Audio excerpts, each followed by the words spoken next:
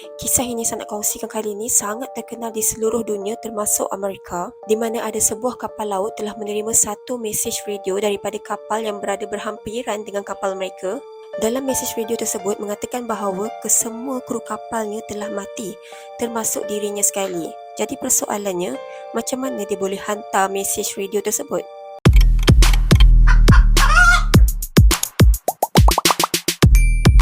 Hai, Assalamualaikum guys, welcome back to the Canis channel.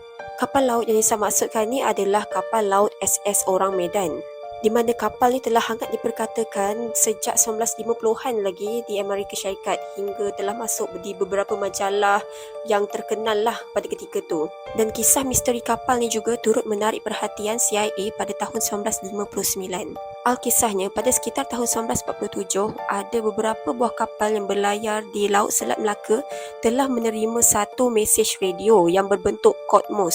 Mesej tersebut mengatakan bahawa semua pegawai termasuk kapten kapal telah mati, terbaring di bilik peta dan bilik kemudi. Ada kemungkinan semua kru kapal mati. Dan ayat last dia sekali, saya mati. Setelah menerima mesej seram tersebut, dua buah kapal milik Amerika telah dihantar untuk meninjau keadaan kapal tersebut. Dengan bantuan pos-pos kapal British dan Belanda, kapal tersebut berjaya dikenal pasti. Disebabkan ada sebuah kapal milik Amerika yang bernama Silver Star berada berhampiran dengan lokasi tersebut, jadi mereka menasihati kapal Silver Star tu untuk pergi menjenguk kapal misteri tu. Setelah beberapa jam, akhirnya kapal Silver Star menemui kapal misteri tersebut, di mana dekat kapal misteri tersebut tertulis besar nama SS Orang Medan dan dipercayai kapal itu milik Belanda.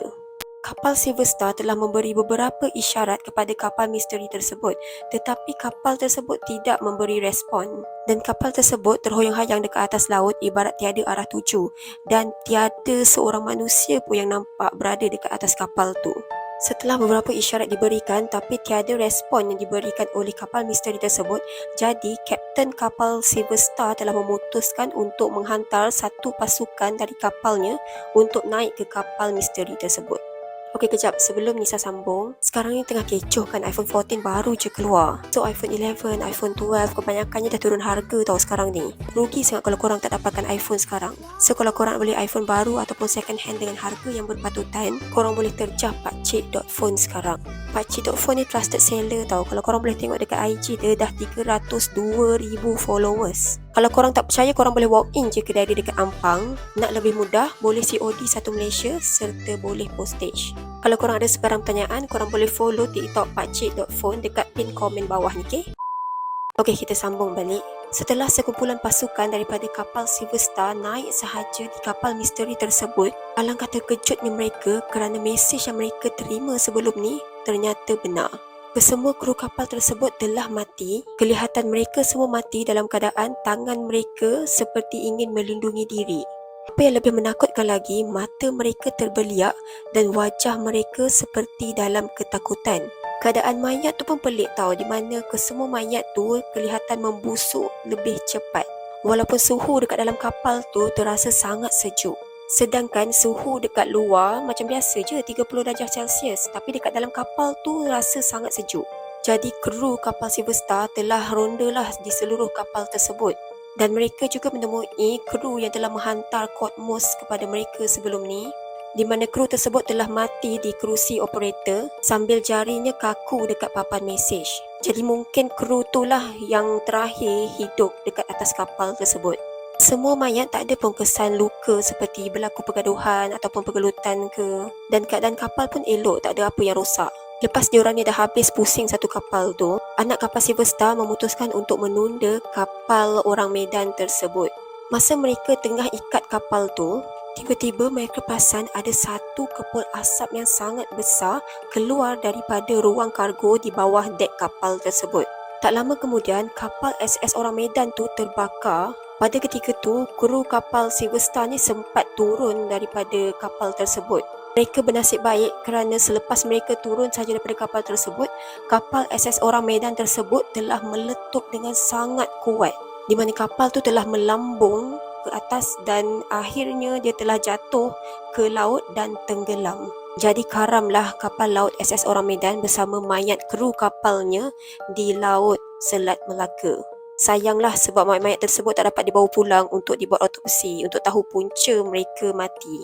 Apa yang menjadi misteri adalah kapal SS Orang Medan tersebut tidak berdaftar dan tiada rekod kemalangan dilaporkan kecuali surat khabar yang gigih mengeluarkan berita. Kapal Silver Star pun masa tu tak wujud lagi sebab gunakan nama lain. Jadi ada beberapa lah yang mengatakan bahawa perkara ni hanya mitos sahaja. Kemudian ada seorang penyelidik dari Jerman iaitu Profesor Theodor telah meneliti kes menarik ini selama setengah abad. Beliau kaji kes kapal SS Orang Medan ni sebab beliau yakin bahawa kapal tersebut sebenarnya memang wujud. Mengikut kajian beliau, kapal SS Orang Medan ni telah membawa bahan terlarang dan sangat bahaya seperti kalium cyanida dan nitroglycerin. Oleh kerana inilah kapal tersebut dipanggil sebagai kapal berhantu kerana tidak didaftarkan dan membawa barang terlarang. Jadi ini dapat diterangkanlah kenapa anak kapal SS Orang Medan tersebut mati dalam keadaan begitu dan kenapa kapal SS Orang Medan tersebut boleh meletup dengan sangat kuat. Dan ada juga sumber yang mengatakan mungkin kapal laut SS Silver Star tu yang berbohong, di mana mungkin mereka telah naik ke kapal SS Orang Medan tersebut dan mereka telah membunuh kesemua kru kapal tersebut dan telah ambil kesemua sumber dalam kapal tu yang ada, mengambil mungkin ada barang yang berharga dalam kapal tersebut. Setelah mereka mengambil semua barang-barang dalam kapal tersebut, mereka telah letupkan kapal SS Orang Medan tu bagi hilangkan bukti. Dan ada juga sumber yang mengatakan ini mungkin eksperimen ilmuwan Jepun, di mana tentera Jepun dari China ingin menyerahkan bahan kimia kepada tentera Amerika kerana pada ketika tu perang dah tamat. Tapi tak ada kapal Amerika yang boleh bawa barang terlarang tu sebab kapal mereka semua berdaftar. Jadi mereka perlukan sebuah kapal yang tidak berdaftar untuk menghantar barang kimia itu. Jadi bahan terlarang tersebut telah dihantar menggunakan kapal laut SS Orang Medan, di mana bahan kimia tersebut daripada ilmuwan Jepun Union 731, di mana mereka ni sering membuat uji kaji terhadap penyakit dan senjata biologi.